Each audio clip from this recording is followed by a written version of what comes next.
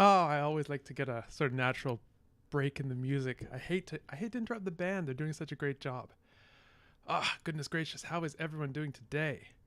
Welcome to another Thursday. It's another Thursday, and we're streaming a bit early today. So if you are able to join us now, and this is something new for you, welcome. Okay. All right. So today we have some interesting things planned. In the little stream description thingy, I wrote something along the lines of, we're going to be translating a bunch of sentences into into Lenethailef. We're going to be sticking with Lenethailef because we still have to work out a lot of the grammar. And I think that's exactly what we're going to do. We're going to use the Conlang syntax test cases that we linked in the stream description, and we're going to go through them. And we're going to be making up some vocabulary, making up some new grammar, deriving stuff from the proto-language. We're going to be having a good time. So I think that basically is about it. Happy Thursday. This is great. Okay. I'm going to switch us over to the side webcam, and we are going to get started. Adjust the zoom first so that everyone can see everything nice and, properly sized. Okay, I'll do the YouTube intro first, and then we'll go in. YouTube! Welcome back. We are going to work on Lenethailef today. We're going to be doing some speed translating of sentences, so we'll see how many we get through. We're going to be making up grammar. We're going to be making up vocabulary. We're going to be having a good time. What more do you want, right? All right, so let's go in and let's see the side webcam. Bam. All right, so I have finally bitten the bullet. I bit the bullet, and I've separated out the Lenethailef stuff into its own spreadsheet. So we're going to have one for protocol, one for Eustamia, and one for Lenethailef. So I'm not having to go between like 20 different tabs. Hopefully this will make things a bit more manageable. We have to that end, we have a little Lenethailef lexicon here with a few words. It's going to be filled out today. We have our Lenethailef worksheet, and we have the stuff for protocol here. So we can derive anything we need to use in Lenethailef. We also have at our disposal the, hard to see, but Lenethailef sound changes in Lexergy, so we can pull that out and derive anything that we need. This was once called Lang 3b, that's correct. But we gave it a nice name. We gave it a nice cellar door name. So let's go and let's translate. So we need to go into a new spreadsheet here, a new tab. We need to get our test cases out. Here they are. There we go. And the first thing, the sun shines. So is this big enough? Let's see. Maybe 120, 150, or actually no, even better. 14, I think. Yeah, let me know if that's big enough. So the sun shines. Fairly simple way to start. Let's see what we've got.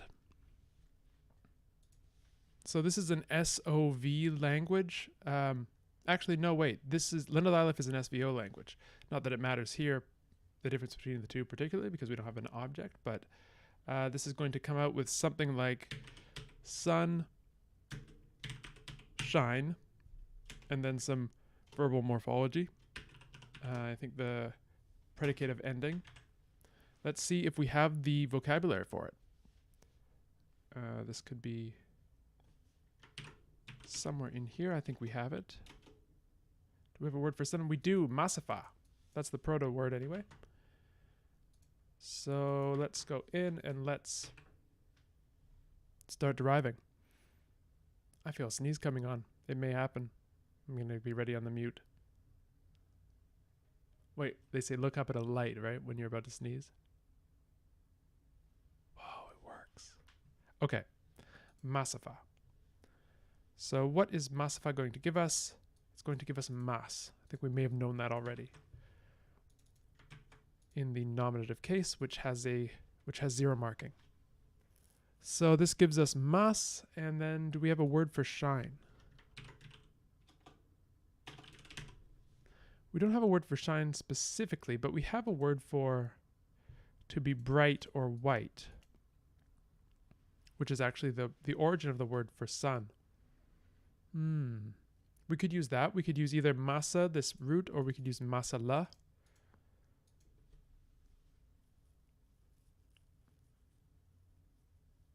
Let's see what happens if we use masala. So I think on its own, this is going to give us mas as well. Yes, it is. Do we need to give it any sort of ending? Let's take a look. So if we have the verb, where is it? Where are our verb thingies? Technical terms once again, thingies. Okay, so here are our verb paradigms.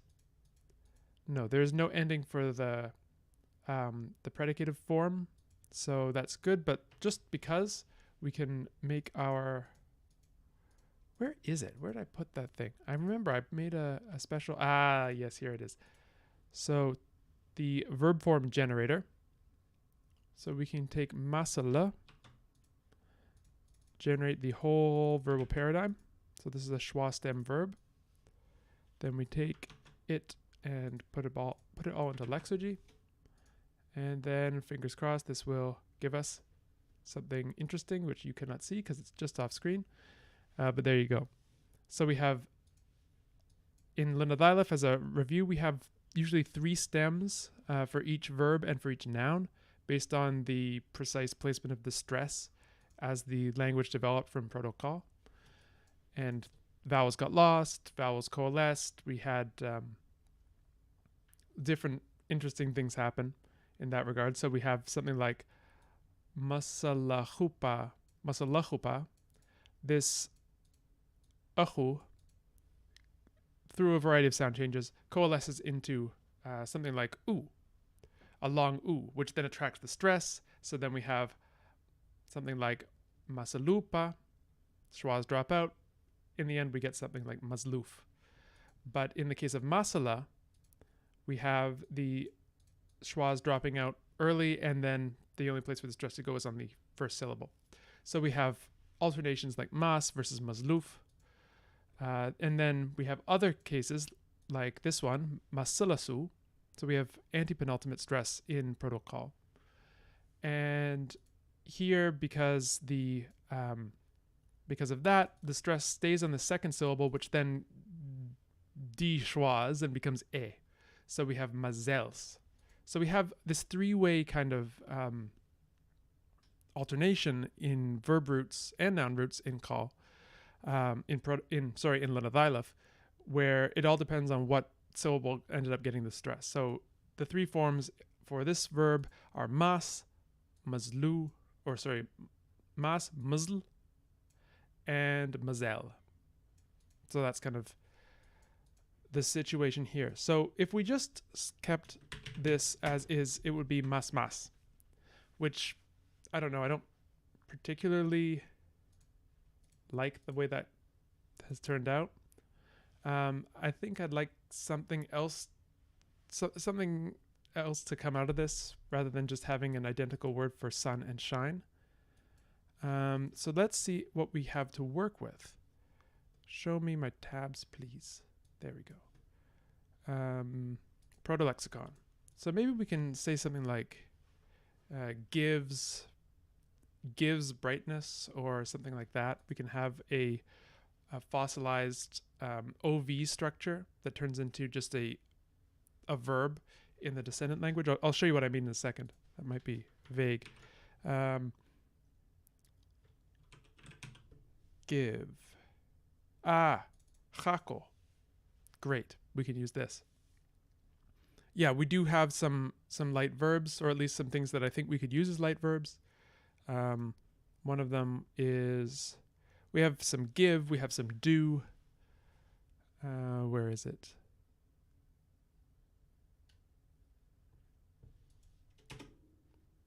Yeah, we have this form fe, which means give to a superior in the proto-language.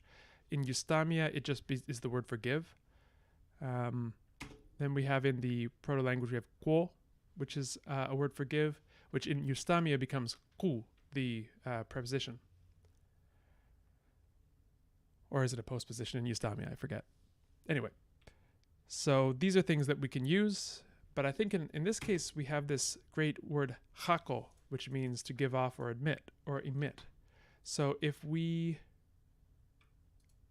make something like masala, oops, we need to go back to our grammar. Masalachako.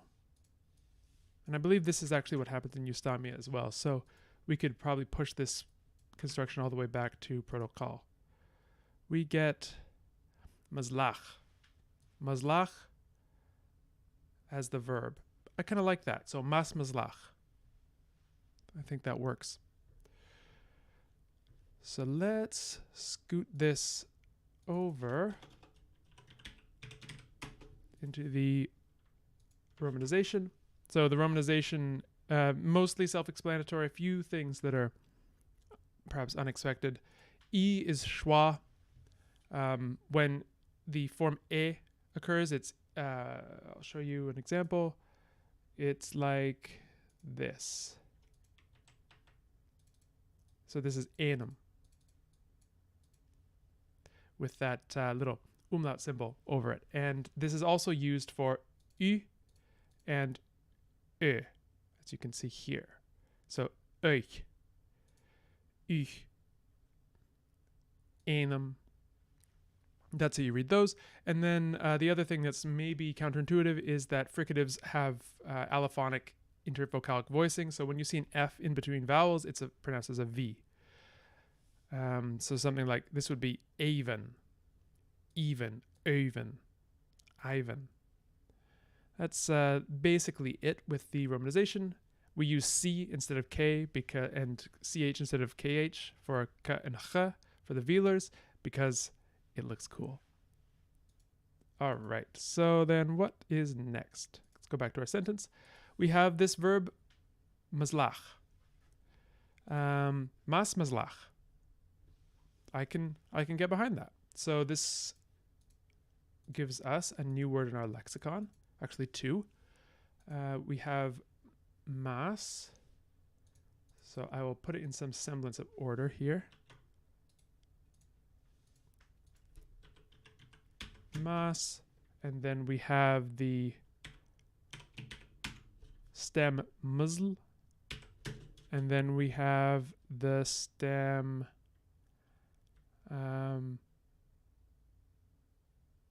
oh no, it's not muzzle, it's Maslak. And then we have the stem Maslak.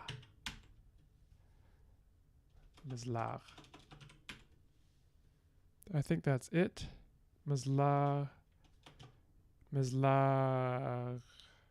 Maslaga, I think. So we have mas, maslach, maslach, maslaga. Just like we have huask, husk, huazera. Yeah, okay. Gears are turning.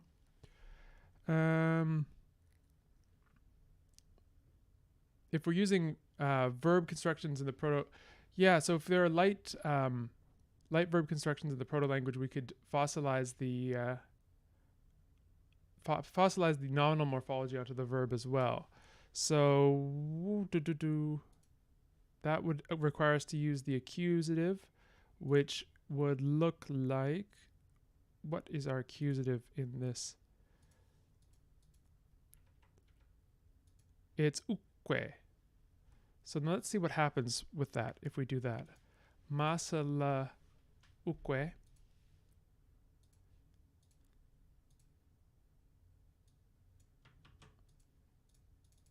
Masala. Just give me the form, please. And then let's put that here. Masaluque hako. So this could be interesting. Let's see if it's something we prefer. Otherwise, we can treat it as kind of like a case of noun incorporation.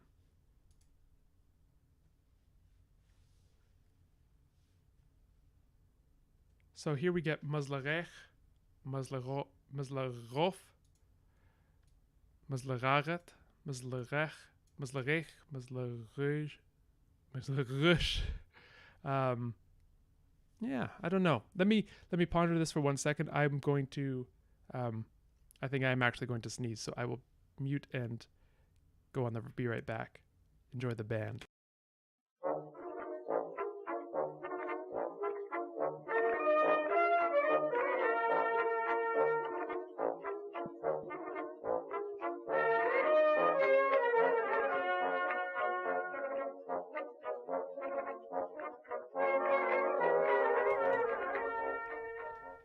Okay, sorry about that. So, looking at these forms, I kind of like the non-case marked form as a verb better. But it may just be, I think there's a problem with the sound changes. We shouldn't be getting geminate voiced affricates.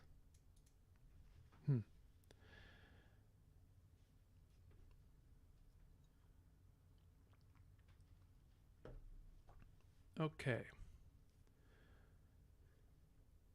Sneezing is a phoneme. We can do that.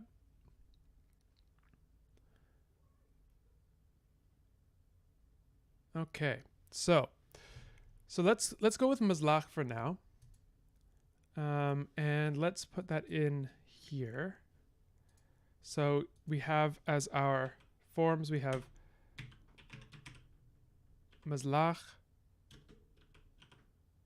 Maslak, and Maslaga. Oops. So actually it looks quite similar to the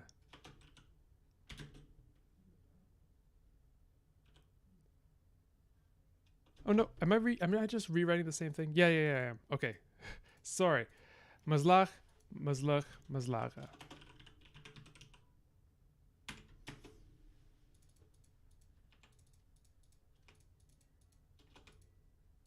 Okay.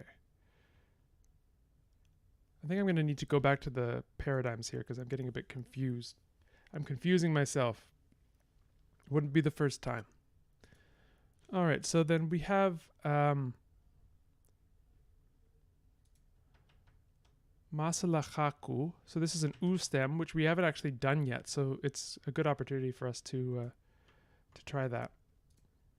So the colors of the cells here. Sorry, I have to find a way of being able to zoom.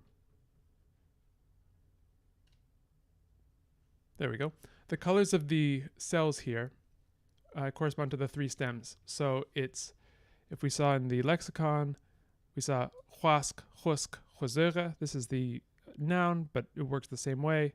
We have huask, husk, huzere. So those are the three forms, the three stems of the noun.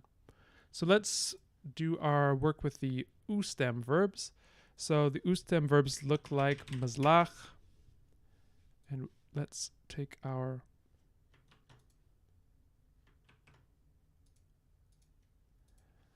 formatting over. So maslach, then we get maslarof,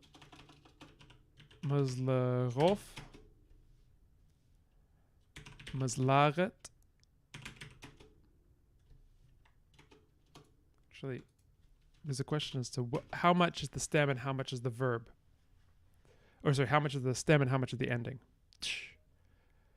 But let's continue. Have we not made the negative yet? I don't think we have.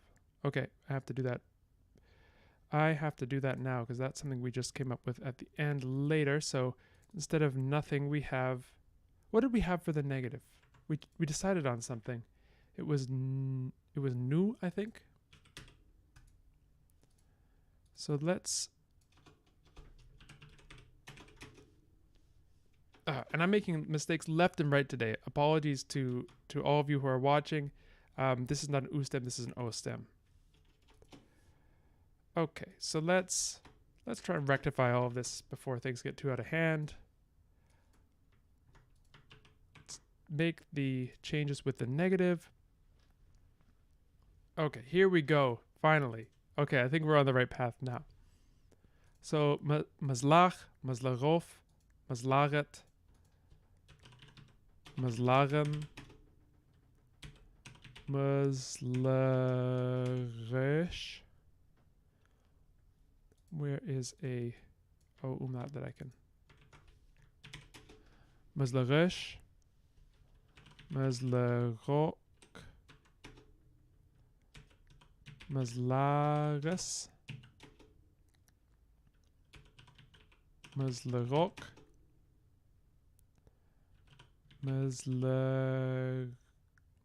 maslarodas. A bit more there. And maslaroval. And finally, the imperative is maslaref. Great. Okay, so we have now, and it's not a U stem, it's an O stem. Yeah, so what we're doing here is we're using these graded sentences, and we're using it as just an opportunity, something to translate so that we are forced to explore different aspects of the grammar and vocabulary, and then basically it reveals very quickly where our description is insufficient. And so right away we learned we needed a nice word to shine. We did not have one. We had a word to be bright. And so we looked at that and we found that it was homophonous with the word for sun. And so that seemed a bit boring. So then we went ahead and came up with a new word for shine. And that's basically what we've been doing. That then let us go back and fill out this column of the verb paradigms for the O stem verb conjugations. So the whole thing, everything's connected to one something else. Yeah, Neku has sent over a cool proverb about the fate of a lazy man, and we will translate that once we have a bit more grammar under our belts for Lenethailef. I think that'd be fun. I mean, see how see how we're struggling with just the sunshine. So I don't think we have it in us to do a full story. Okay.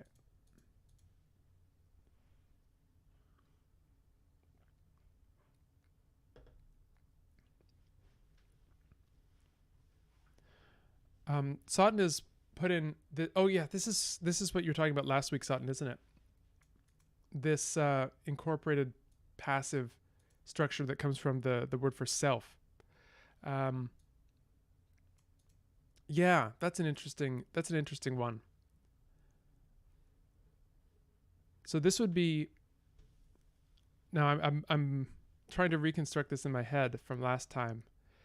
It would be noun plus the origin of this construction would be, I'll just write this down. Noun, self, and then verb, essentially. And so what happens is through some reduction and some grammaticalization, we have something like noun, self, verb, and so we get a new affix on the noun. And then we can also do, as Sutton points out here, noun, self, verb all together. Although I don't think that would apply in this case, because this is we're getting the Maslak from give off light or give off brightness. All right, so this is a verb, this is an O stem, this means to shine, and it comes from, do our little etymology here, masalachako.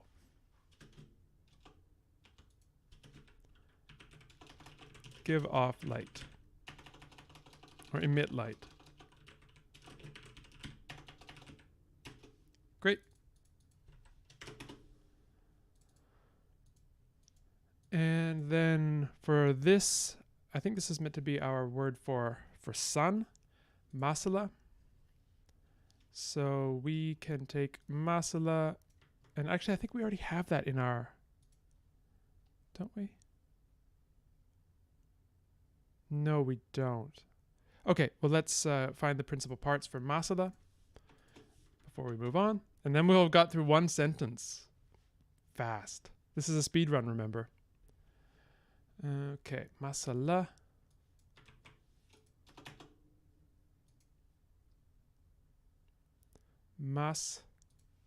Okay.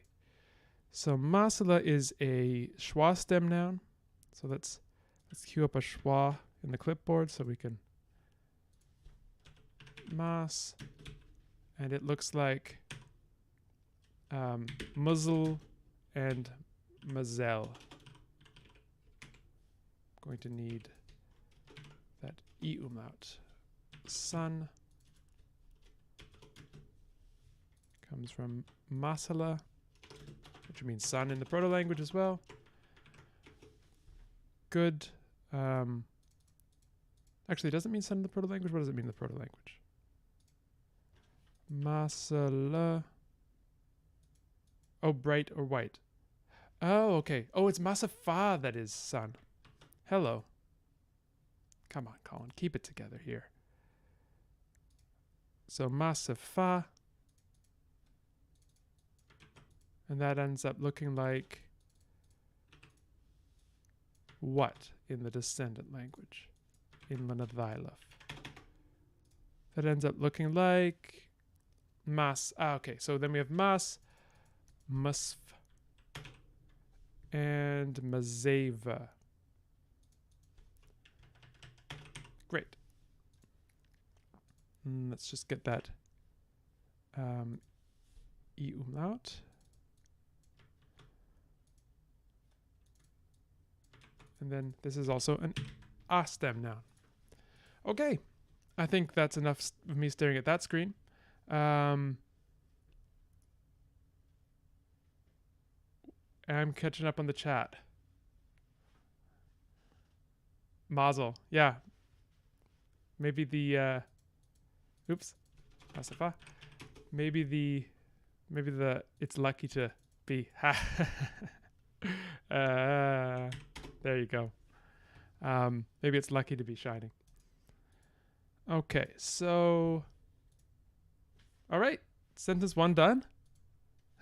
Maslak. The sun shines. Just using the predicative form for this kind of I don't know what we call it, gnomic sentence. Sun just in general shines. Yeah, okay, that's fine. Then we get an opportunity to make a distinction. The sun shines versus the sun is shining. And I do not believe that in this language we have any distinction between these sort of aspectual contrasts. So we can give it the same thing. We can just use this predicative form in general. Sun is shining. Although we can also see what would we do if we wanted to make that distinction. It's not an obligatory distinction. But we can use something like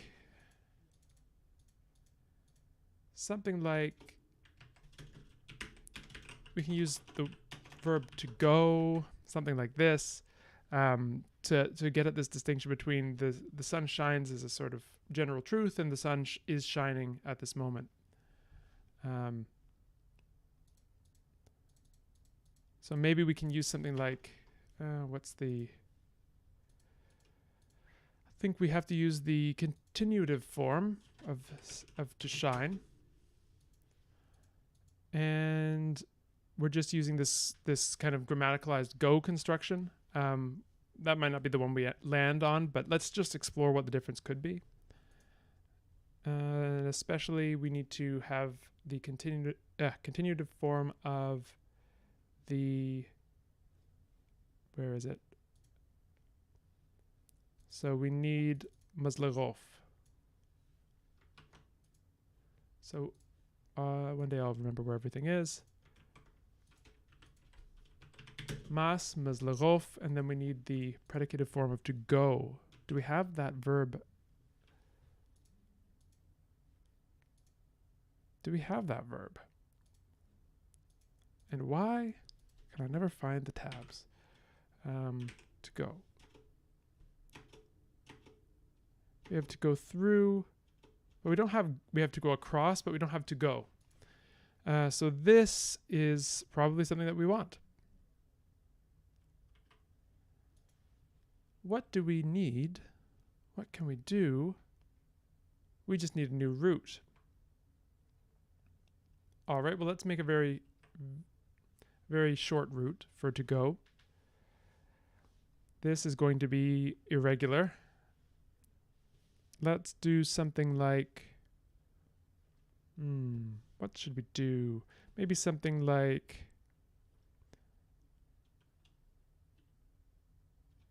li.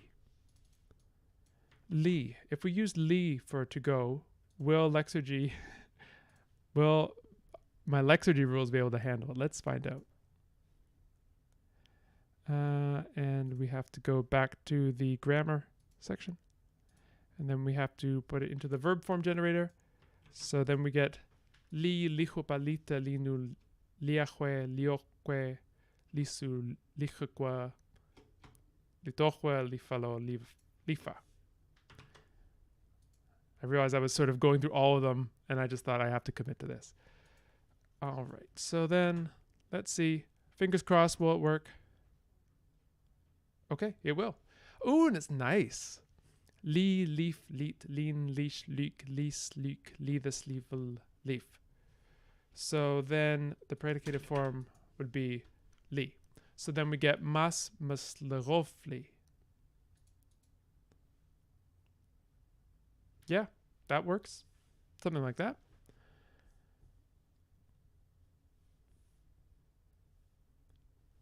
Okay. So then we've made a verb to go in the proto-language. So that's to go. And then we have made a verb in the descendant language, in Lenethailef. And this is li, and it's irregular, so we're not going to bother putting out all the forms. It's a verb, it's irregular, means to go, and it comes from li. Great. Great. Sometimes things don't change that much. So we've now got through 2 sentences. Mas Maslak, the sun shines. Mas Maslagofli, the sun is shining. I don't know if that's the best way of expressing this distinction, but we'll go for it for now, and we'll ponder and see how it feels. I think I've got to end this segment though, because we're getting long, and I can't stay for a huge amount of time today. But I want to make sure we get some good work on Lenethailef. So I'm going to scoot back to the main view here. YouTube, thanks for joining us so much, and come back because we're going to be developing this surprisingly, I don't know, I have to say, and I don't want to brag, but it's kind of, I find this a pretty language. I don't know why. It's all the voiced fricatives maybe. But anyway, yeah, come back and see more of it. The playlist has no plans of stopping anytime soon. So thanks again. I'm going to end on a freeze frame or something freeze frameable. And hopefully that's that.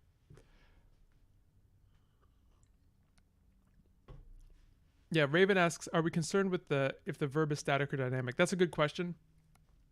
I think this is probably a verb that we might want to be dynamic because it's such a relic-like verb. So we may change some of the, we may have to change some of the endings, but it won't change much because the root is E, and so that's not an alternating vowel that would change between static and dynamic stems. The only thing that would change is the final vowel in forms like in the past. So it would get ta instead of t. And in the substantive form, it would become khkwa instead of khkwa.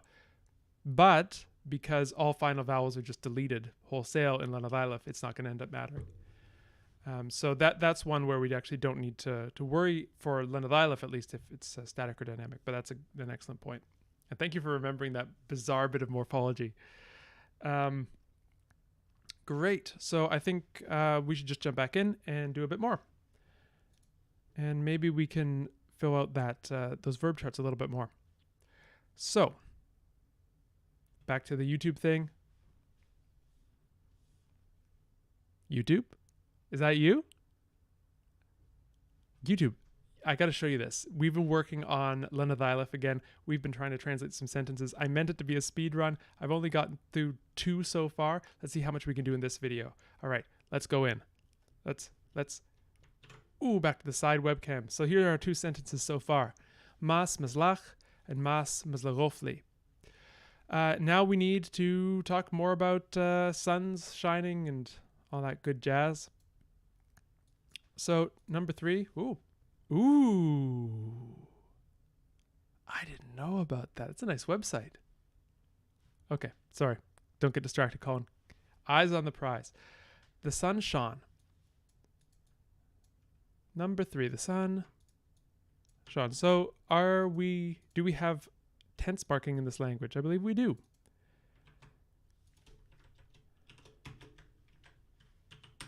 I believe we do. In fact, I know that we do because we have our grammar here, and we have the past form of the verb. Oh no, this is eustamia. What am I doing? We have the proto-language grammar. We have the past form of the verb, which is this t suffix. So that means that we have the ability to say shine past and call it a day. So we know that mas is sun, and we know that maslach is the verb to shine, but what form does the past have? Well, we can just look. Maslaget. So we just fill in the blanks. Mas maslaget. And that's that.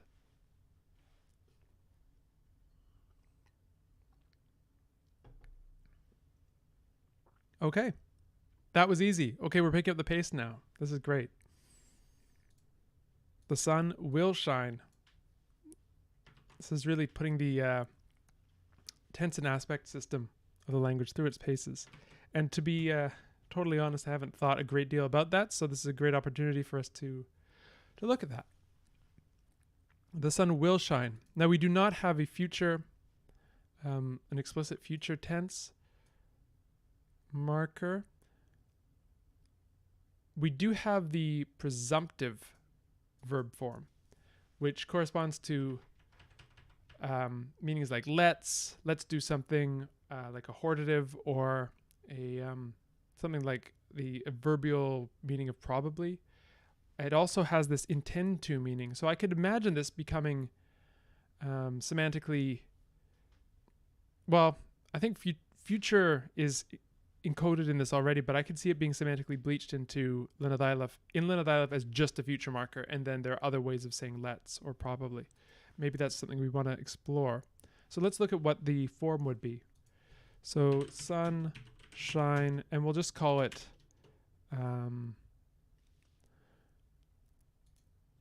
presumptive, yeah.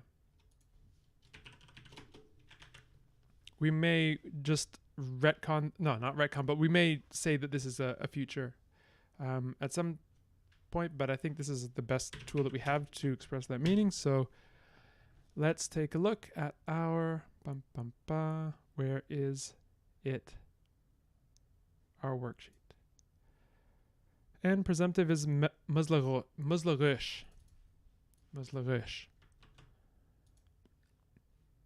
Sentences, Maslak. And there we go. Okay, that was easy. So it is turning into a speed run. What you got for us next? The sun has been shining. Interesting.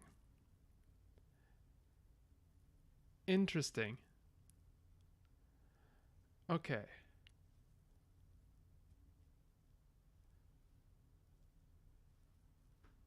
I see Sauten's coming up with some interesting stuff about this this construction. I am going to need, I think, a bit more time to absorb this.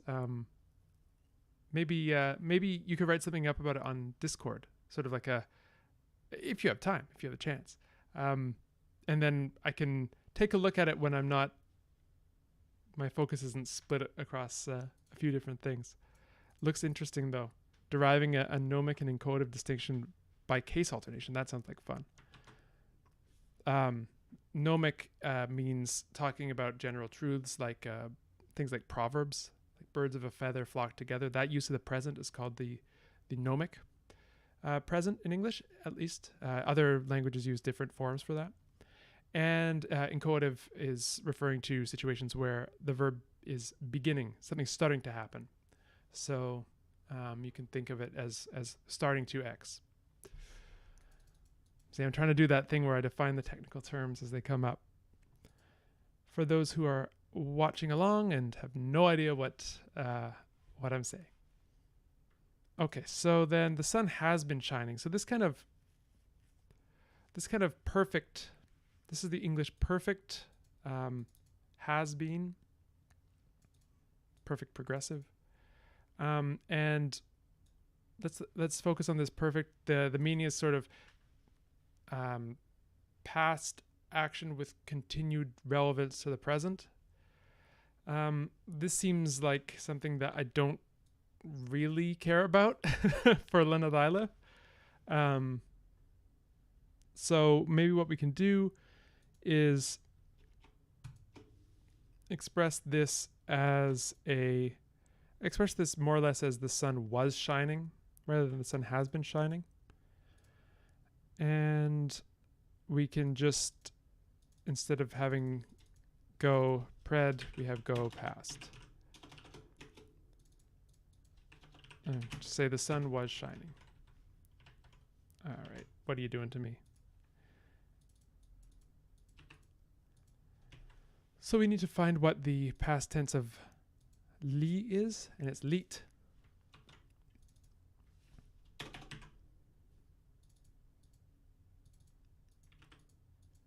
Maslak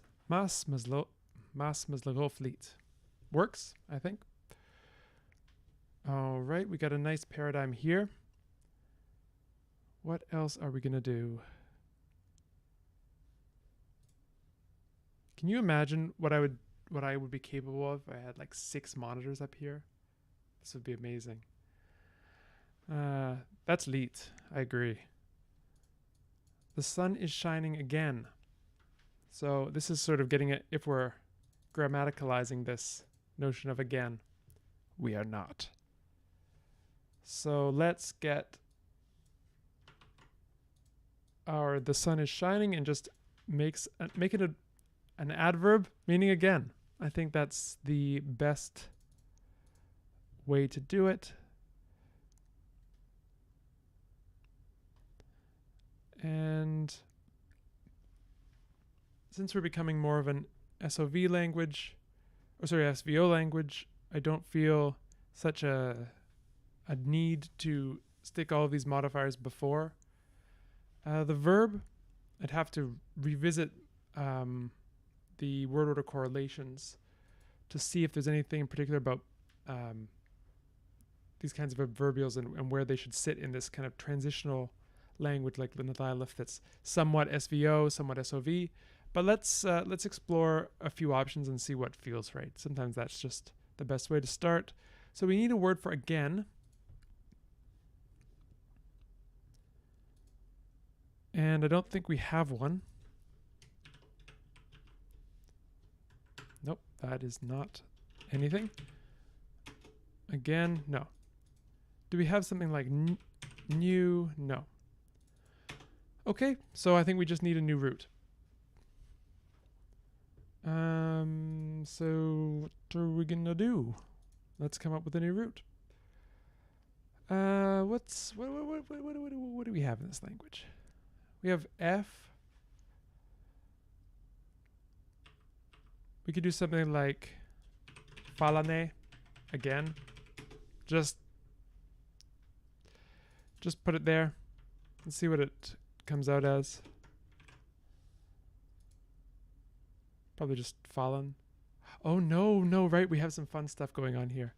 We have the front vowels mutating and we have F debuccalizing. Yeah, okay, I'm into this.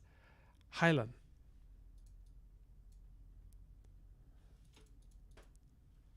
And I think I want this before the verb. Mashylan mazlagofli.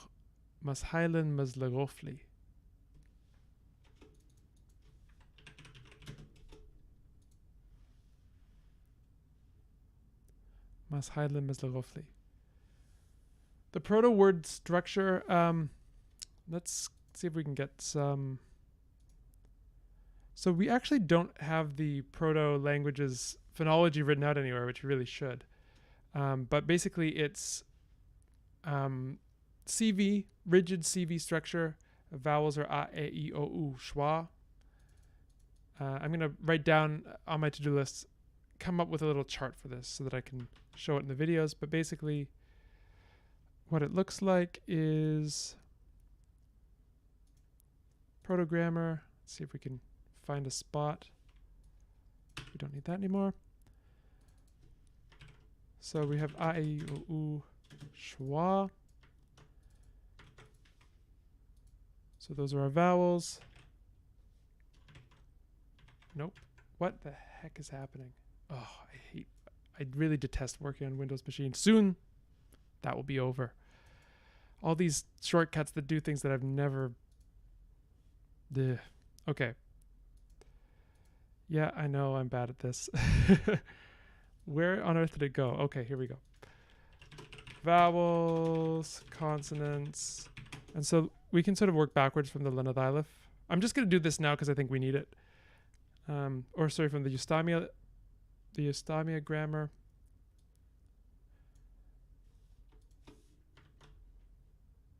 That's better. Protocol. There we go. So instead of these uvulars, we have labialized velars that become the uvulars. I did see this in the Index Diachronica for one language, so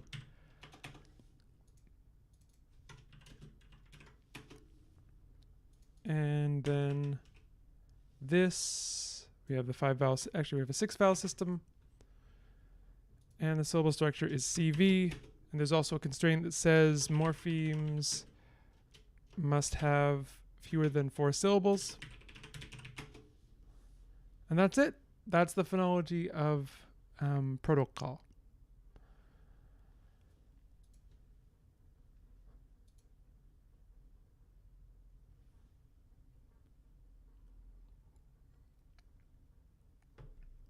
Okay. I love this Highland. This is cool. Let's see what the list has for us next. The sun will shine tomorrow. Oh, my voice. I don't know. I think it's allergy season or something. It's just a bit tough. So let's go back to our future. And again, I think the list is trying to figure out whether we're doing anything about obligatory tense marking. In this case, we do have obligatory tense marking, I think. We just need a word for tomorrow.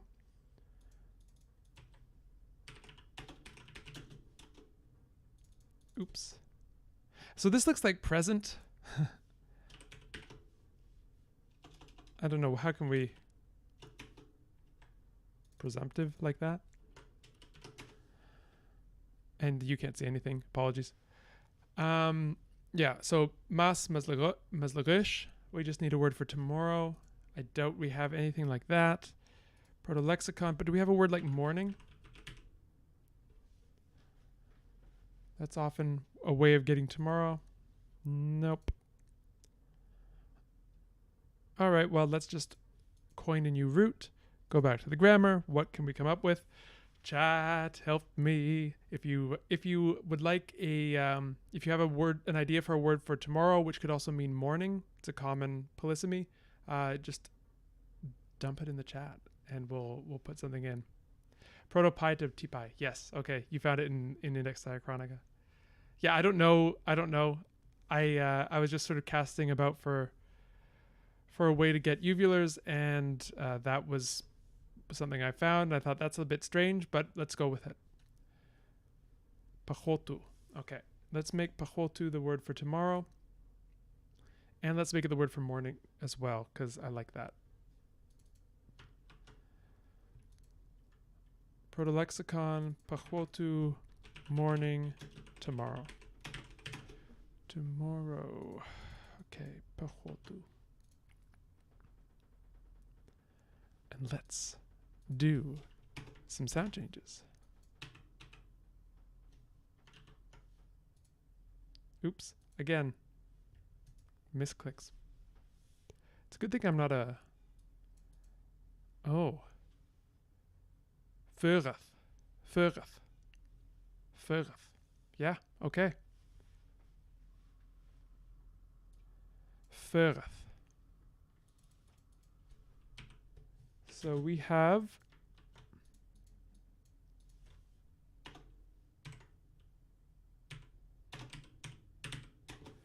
Masfureth Maslarush.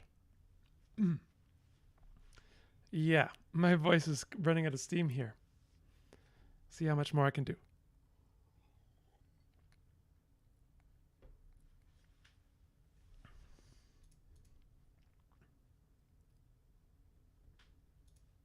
I like that one.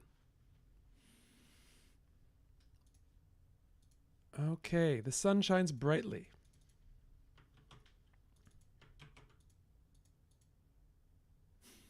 Isn't that a quote from Mr. Blue Sky by ELO?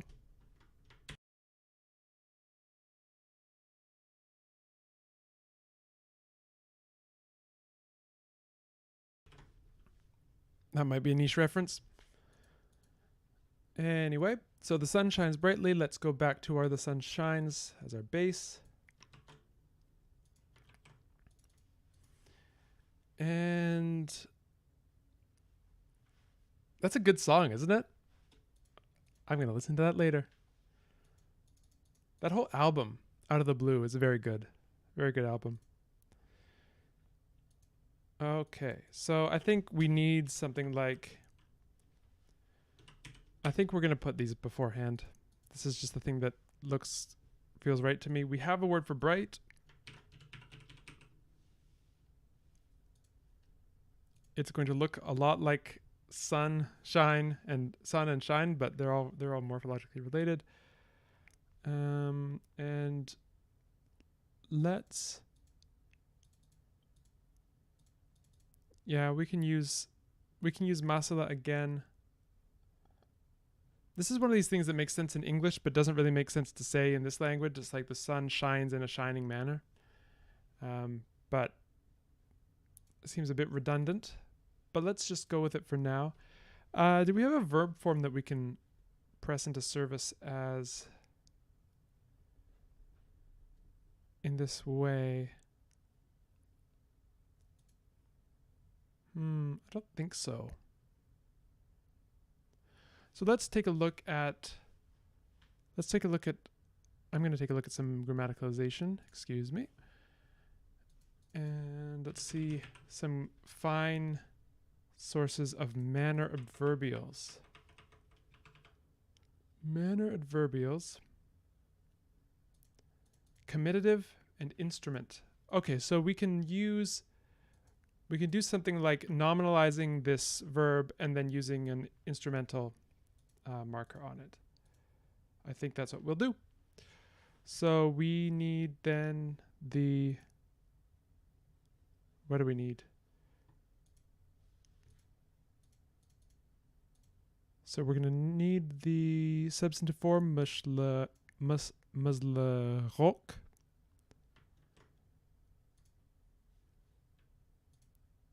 Actually, let's go back to the proto-language and do it there, and then see if we can just fuse the ending together as a manner adverbial marker. Okay, so let's go back to the proto-grammar. So we need masala, right? Come on, someone give me a schwa.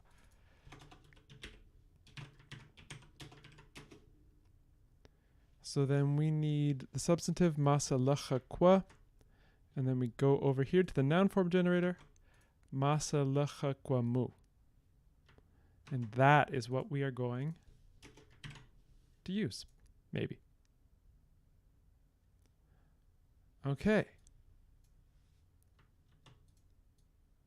Ich, mazlich.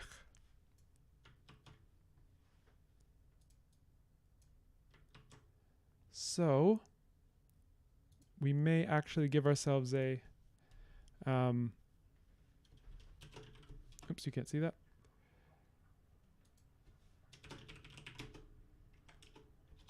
A way of forming manner adverbials.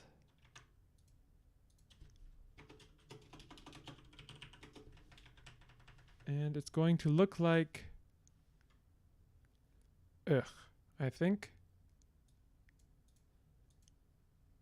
So it's going to take this substantive and it's going to basically just fricativize it, spirantize it.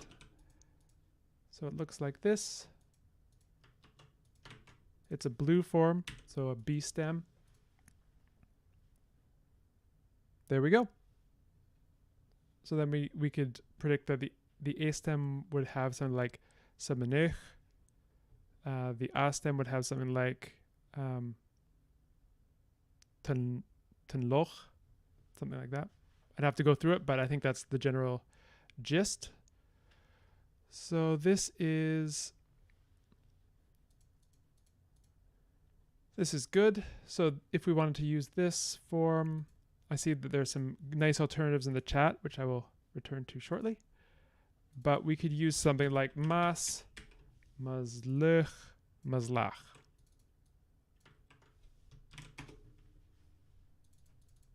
So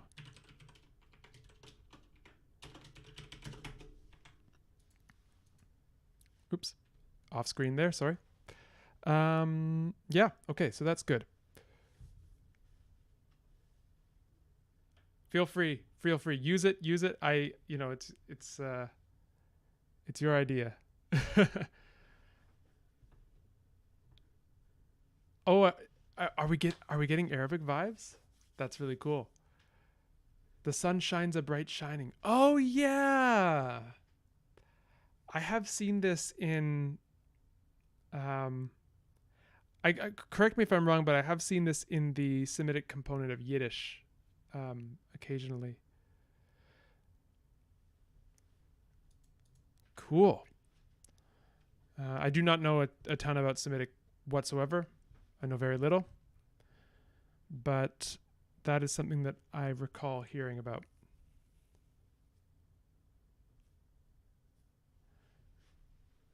So if we wanted to use that structure, how would we do it? So we would use the sun shines, and then the sun shines a great shining. Do we have anything like great?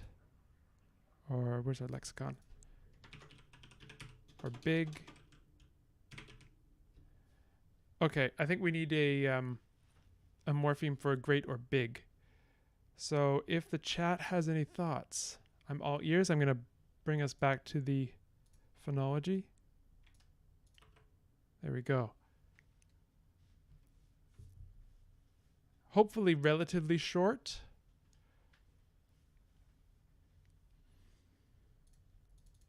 And then I'll put in the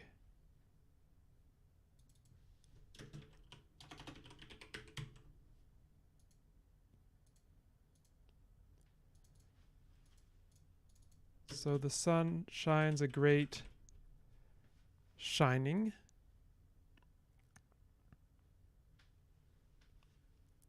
Ka. Muwo. Okay, I'm going to put both of those down. Let's see what happens with ka. Because that is nice and short.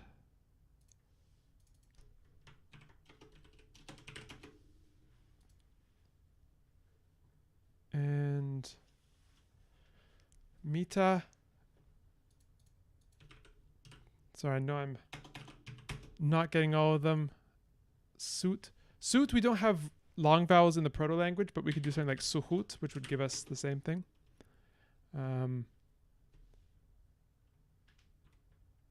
Baek. We can't do baek because we don't have vowels in hiatus and we don't have closed syllables, unfortunately. All right, I'm gonna take all of these. Let's see what happens with ka.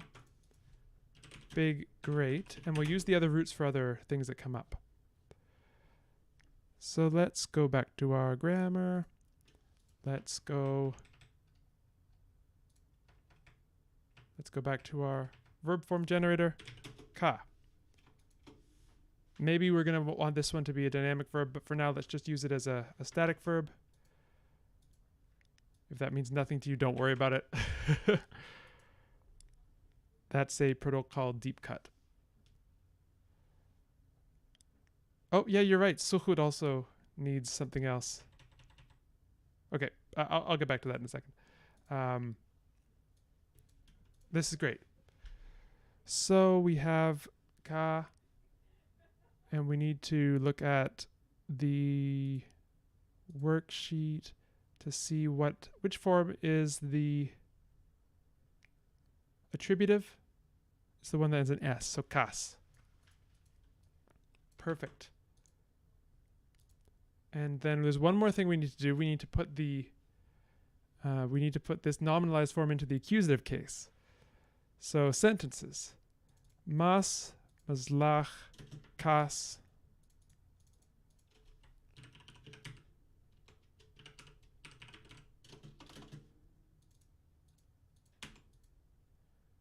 And then the shining is maslok, but we need to put it into the accusative case. What is our accusative marker? I feel like for nominalizations, we're probably going to want to put them into some sort of a regular class rather than doing all sorts of stress shifts. Often you'll get a situation where if you do have derivational morphology that changes the word class of a noun, that's kind of like a boundary for, that can be a boundary for the application of what's it called? Phonological operations. So, you know, you wouldn't necessarily expect to see alternations that essentially what happens is you freeze the form and then do the derivation. And so I think we'll take that approach here. Not always, but it can happen. Okay, so where were we? I was going to make an accusative. So I need to look at our A-stem accusatives. So we're going to make all nominalizations A-stems because I think this is going to be our regular form. And the accusative is euch. So then we have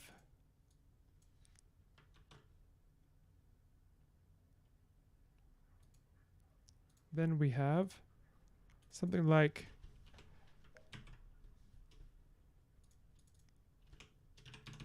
Maslak kas Maslak. Maslak kas Maslak. So that's how, if we wanted to do it in this kind of, in the Arabic way.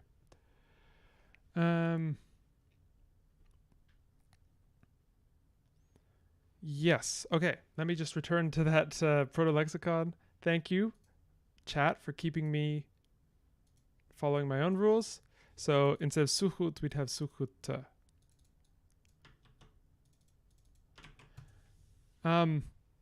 Okay.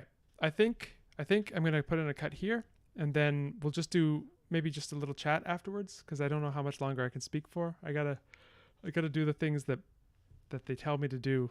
Everyone, well, not everyone. Some people tell me there are ways to avoid getting your voice tired when speaking for a long time, and I need to work on those. All right, so let's say goodbye to YouTube. YouTube. Look at what we've done. We've come up with a bunch of new sentences, and we've come up with a bunch of kind of cool grammatical structures, some new vocabulary.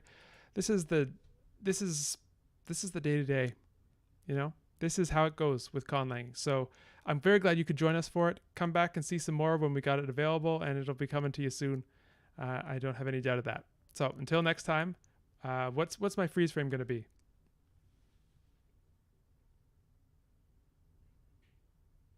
Something like that. I don't know. We'll clean it up in post. All right. Chat. How are we doing today?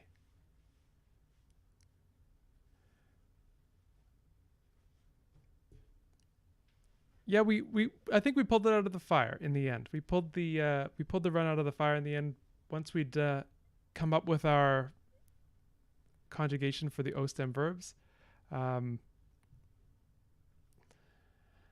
Me and silly faces, I don't know if there's a correlation between those two things.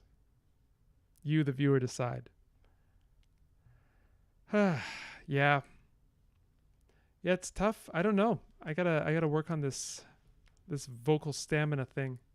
The part of the problem is not only streams but also Zoom calls. Also, I teach some classes here and there, and so when those things sort of align all on the same day, then it's like, oh, yeah. Yeah. We are live. We are live today. Oh, Perseus, I'm so glad. If this inspires you in any way, even if it inspires you to just see what I'm doing and do the opposite, then I am very happy. That's the job done of this channel. For some reason, I always have wanted to.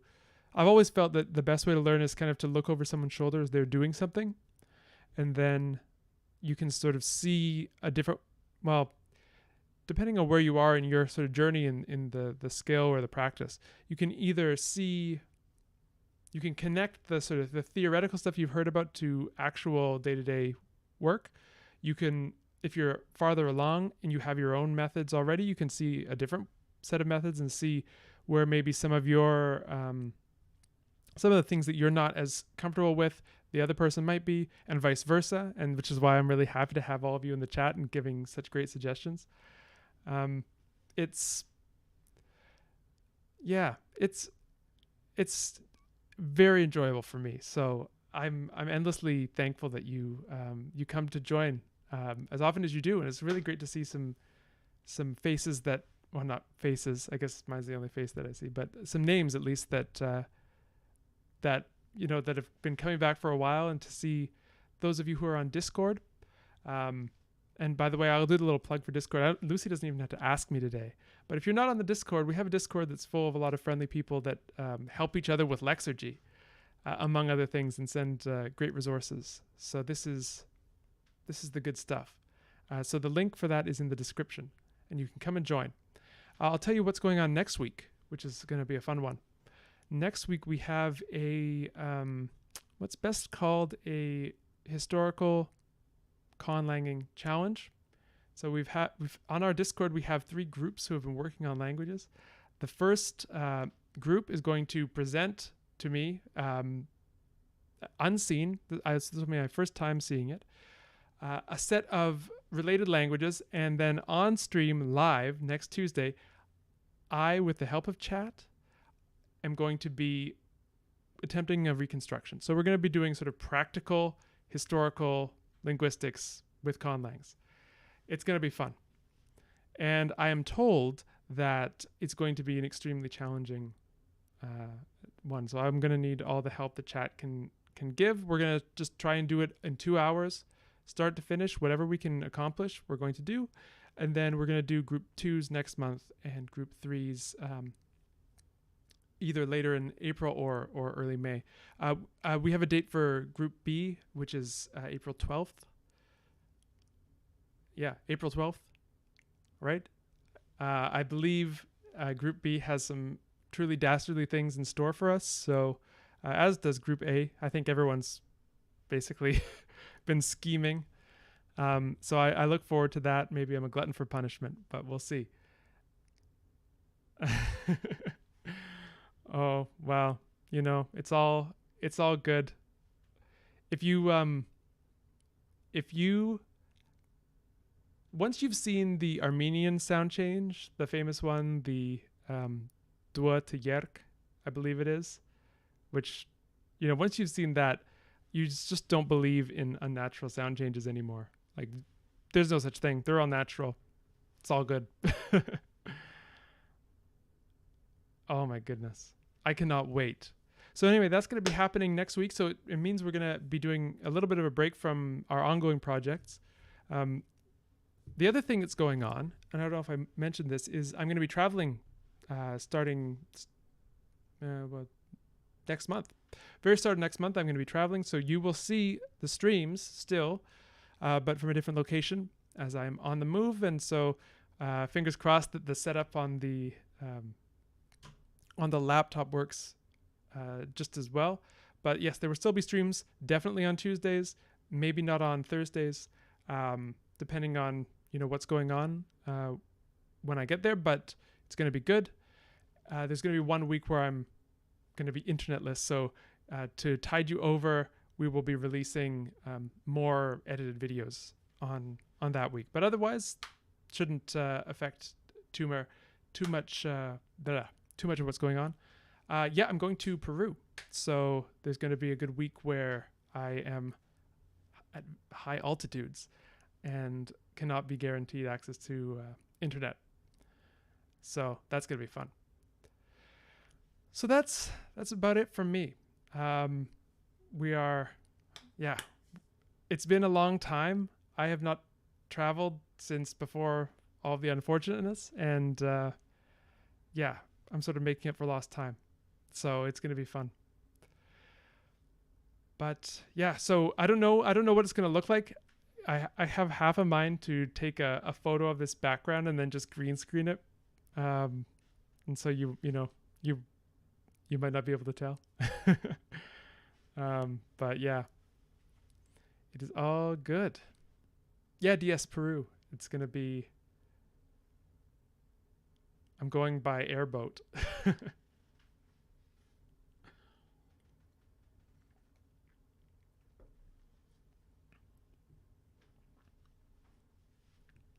Try out the hypothesis about sonority at high altitudes.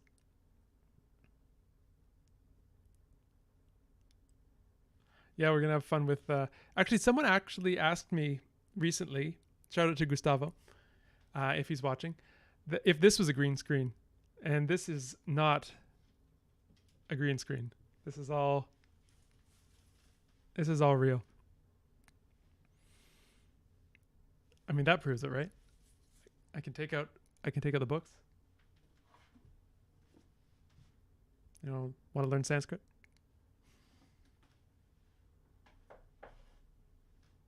So yes, that's about it from me, though. I think we'll call it a day there. But we'll see you next week for the challenge. We'll see you in the comments, and we will see you on Discord. And thank you, everyone. Thank you, everyone, once again for making it a fun Thursday. And I'm gonna go drink some honey and lemon or something, and we'll see you again soon.